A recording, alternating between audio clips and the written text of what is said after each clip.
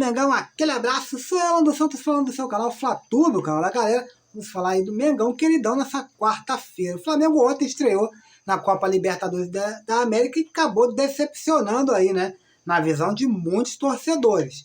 Vamos falar também, né, sobre as explicações aí dadas pelo Tite. Vamos falar também do Gabigol, né, Gabigol que entrou aí com um efeito suspensivo e o Flamengo deve aguardar aí de 10 a 15 dias. Essas e outras notícias somente aqui no Flatube, o canal da galera. E, antes de mais nada, antes de prosseguirmos com esse vídeo, eu peço encarecidamente que se inscreva no canal, se você não é inscrito ainda, ative o sininho de notificações, deixe seu like, o seu comentário, isso é muito importante para nós. Vamos aí às notícias do Flamengo.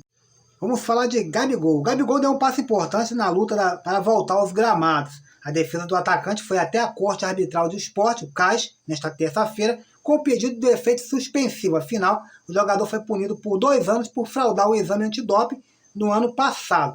Com a ocorrência, foi no dia 8 de abril, né, de 2023, o camisa 10 ainda tem aproximadamente aí 350 dias aí de suspensão. De acordo com a ESPN, os representantes de Gabigol foram até o CAS para tentar a liberação aí do jogador, que atualmente está proibido até de treinar junto ao CT do Ninho do Urubu com os demais companheiros. O Flamengo acredita que a apreciação do pedido seja feita aí e aconteça aí entre 10 a 15 dias. Então tá aí, Gabigol tentando voltar aí os gramados, mas vale lembrar que indo ao CAS, ou ele consegue absorção, ou ele pode pegar a pena máxima também, o que o Gabigol pegaria 4 anos e ficaria fora até 2027. Enfim, terminou a maior sequência, a maior série aí de um goleiro sem sofrer gol na história do Flamengo, terminou, né? O Agustín Rossi sofreu um gol logo aos 35 minutos do segundo tempo, terminou aí a sua minutagem aí sem sofrer gols. Ele ficou, na história aí do futebol brasileiro, ele ficou na posição 7º colocado aí, com 1.134 minutos sem sofrer gols. Agustín Rossi, que não tinha sofrido gols nessa temporada, passou aí 12 jogos aí no arco zero e acabou sofrendo gol logo na estreia da Libertadores, né? Mas vai ter muito jogo aí, quem sabe aí a gente emplaca aí novamente aí mais 12, 13 jogos aí sem sofrer gols. Após o jogo entre Milionários e Flamengo, o Marcos Braz, ele foi perguntado aí sobre a possibilidade do Flamengo ir ao mercado e ele confirmou, né, essa possibilidade. Nós sabemos aí que do dia 1º até o dia 19 abre-se uma janela especial, né, e o Flamengo pode contratar jogadores que disputam aí a Série A e a Série B, mas desde que disputaram aí pelo menos uma partida nos jogos estaduais, nos campeonatos estaduais. E o Marcos Braz, ele acaba falando, né, o Flamengo sempre monitora alguns jogadores em todas as posições. A gente tem essa dificuldade, todo mundo sabe da dificuldade que o Flamengo terá nas convocações das seleções, mas eu acho que não dá também para o Flamengo ir ao mercado toda hora e trazer jogadores. Ele frisa aí sobre a Copa América, né? Na Copa América, para você que não sabe, o Flamengo perderá, né, muitos jogadores, os uruguaios, né, Arrascaeta, Nicolás de la Cruz, Matias Vinha e Guilherme Varela, que são costumeiramente aí convocados, né, pelo seu treinador Marcelo Bielsa, treinador do Uruguai. Eric Pulgar também, que visita bastante aí a seleção chilena. Ainda tem possibilidades aí do Flamengo perder o Pedro, perder o Ayrton Lucas, Fabrício Bruno, que foi muito bem aí nos últimos 2 amistosos aí pela seleção brasileira. Então, assim, o Flamengo vai tentar recompor um pouco aí o elenco, mas o Marcos Braz também fala aí, ele comenta que os jogadores que permanecerão no Flamengo também são jogadores de alta qualidade e a diretoria confia muito neles, né? Então a gente sabe que o Flamengo já contratou aí o atacante Carlinhos, destaque do Nova Iguaçu, pode estar contratando aí algum outro jogador. O Flamengo está correndo atrás de um lateral esquerdo também, porque tem a possibilidade do Flamengo perder os 2 laterais, né, para as seleções tanto do Brasil quanto do Uruguai. Então ficaria numa situação muito complicada ali, né? Na verdade, a gente tem o menino Zé Wellington, que é do Sub-20, é um excelente jogador, mas será que ele vai conseguir aí, né, dar conta no profissional, no Campeonato Brasileiro? São jogos difíceis aí que o Flamengo irá enfrentar, né? E, assim, a qualidade é muito grande dos jogadores do Flamengo, desde a base até o profissional, mas a categoria sub-20 do profissional tem muita diferença. Agora vamos falar do jogo, um pouquinho do jogo de ontem, né? Após o empate em 1-1 contra o Milionários, lá em Bogotá. Vale lembrar que o Flamengo jogou na altitude de 2.600 metros acima do nível do mar, mas isso não é desculpa, na minha opinião, para que venha ter acontecido aí alguns erros, tanto na escalação quanto, né, em jogadas aí individuais. Eu vou dar a minha opinião, eu vou dar opinião em duas versões. A primeira versão, o Flamengo tem que agradecer e colocar as mãos para o alto e agradecer esse empate em 1-1. Levando em consideração que a gente está jogando fora de casa e jogando aí sem alguns dos atletas selecionáveis aí do Flamengo, o Flamengo deu sorte em empatar esse resultado. Mas logo aos 5 minutos do primeiro tempo, o Flamengo poderia ter saído da frente, com um gol perdido na cara do gol, aí, praticamente sem goleiro. O senhor Matias Vinha perde, depois de um cruzamento aí do... Cruzamento não, um passe na medida do Bruno Henrique, que vindo da direita para o centro da área ali, Matias Vinha vem, passa à frente do Pedro e isola a bola. Nem para olhar para trás, porque o Pedro vinha muito bem aí e poderia fazer um resultado diferente. O Flamengo poderia até sair na frente logo aos 5 minutos do primeiro tempo, poderia mudar de vez aí o panorama do Flamengo. Essa é a questão. O Flamengo logo depois tomou no segundo tempo, aos 35 minutos do segundo tempo, levou o gol de empate com um a menos.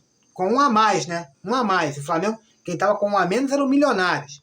Aí você vai falar, mas tem a questão, Alan, da altitude. Tem a questão da altitude. Mas aí eu vou falar para vocês. No dia que, no período de data FIFA, que foi aproximadamente de 12 a 13 dias, quem treinou para ser os zagueiros titulares aí do Flamengo, a dupla era Léo Ortiz e Léo Pereira. Por que ele entra com o Fabrício Bruno, que estava com fadiga muscular, e entra também com o Davi Luiz, que não joga uma partida desde muito tempo.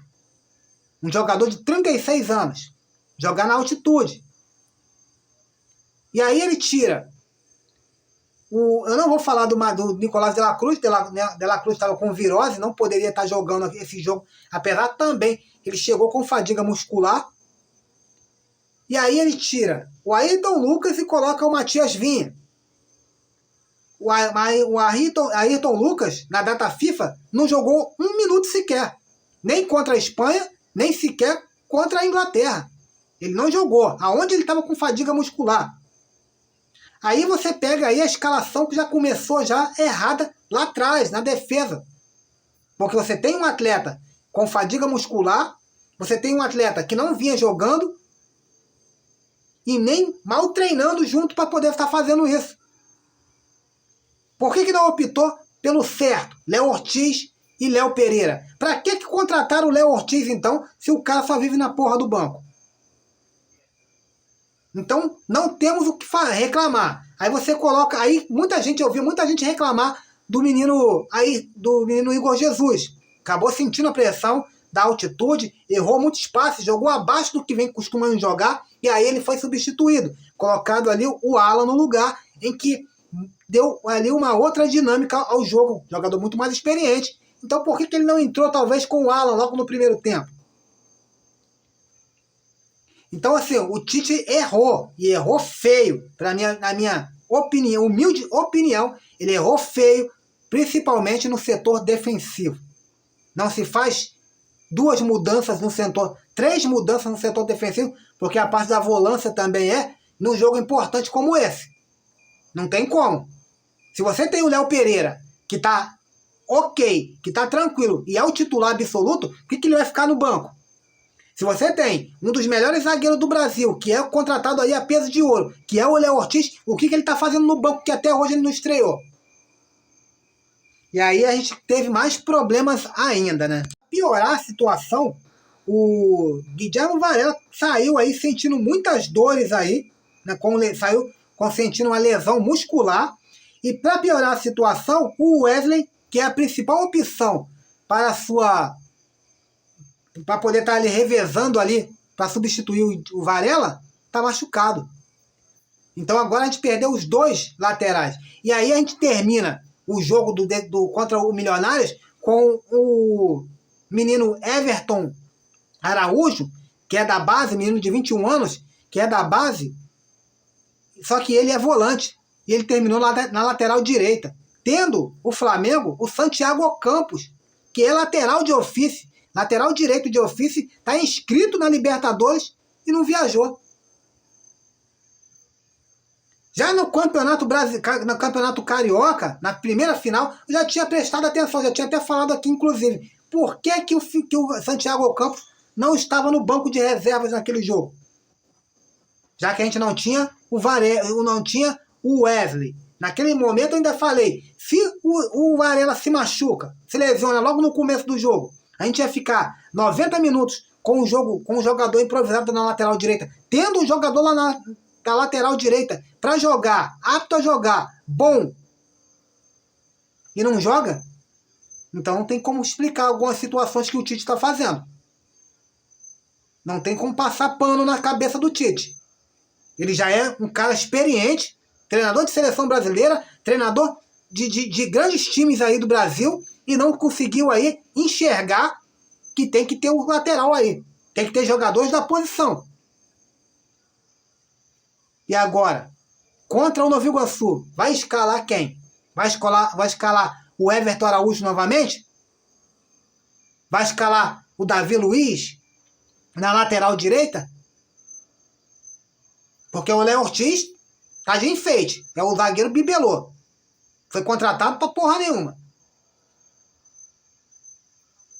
Depois do jogo, o Tite tentou explicar aí, né? Segundo o Tite, ele se viu obrigado a mexer na equipe e promover as entradas de Davi Luiz e Matias Vinha como titulares, porque ele tinha 9 jogadores aí com problemas. 9 jogadores. Ele não citou o nome de nenhum dos 9 jogadores, né? Mas detalhou que estavam aí com 9 jogadores com problemas físicos, aparentemente. E aí ele mexe errado, colocando o Davi Luiz. O Matias Vinha, eu até não vou falar muita coisa não, porque o Matias Vinha seria aí o jogador de lateral esquerdo de ofício. Ele é jogador aí que tem uma grande experiência, foi campeão aqui com a camisa do Palmeiras, conhece a Libertadores e conhece a Libertadores muito bem também. Então, assim, ele é jogador da seleção uruguaia, é um jogador experiente, é um bom jogador, só que lá em cima, na altitude, ele sentiu. Quem deveria estar vendo isso aí é o Tite. O cara não está dando mais, não tá aguentando mais. Passou um, passou dois, passou três. 3 bolas ali no cara, chama o cara para descansar. Bota o Ayrton Lucas. Primeiro tempo com um, segundo tempo com outro. São 2 jogadores de seleção, porra. O Varela que estava pressionado, porque ele não levou ninguém. O Varela que estava pressionado. O Varela que tem que se virar nos 30. Tinha que ter o pulmão de aço. Complicado. O Flamengo estreou mal. Na minha opinião, estreou mal. Se você levar em consideração os pontos que ainda nós temos ainda que ganhar, né? E assim, os 2 primeiros que avançam. É claro, o Flamengo tem muito jogo ainda, tem mais 5 rodadas ainda pela frente. O Flamengo agora enfrenta o Nova Iguaçu, logo depois enfrenta o Palestino pela 2ª rodada do Campeonato Carioca, da Libertadores, né? Jogando em casa, no Maracanã. É 3 pontos aí praticamente garantidos. Se fizer o papel certinho de casa, né? Aí os jogadores do Flamengo têm aí como se recuperar. Mas a gente estava com a vitória na mão. Fizemos 1-0. Não tínhamos peça para repor. O time já estava caindo aos pedaços. É complicado. Nação, esse é o vídeo de hoje. Mais tarde entraremos com mais atualizações. Fique com Deus. Fui!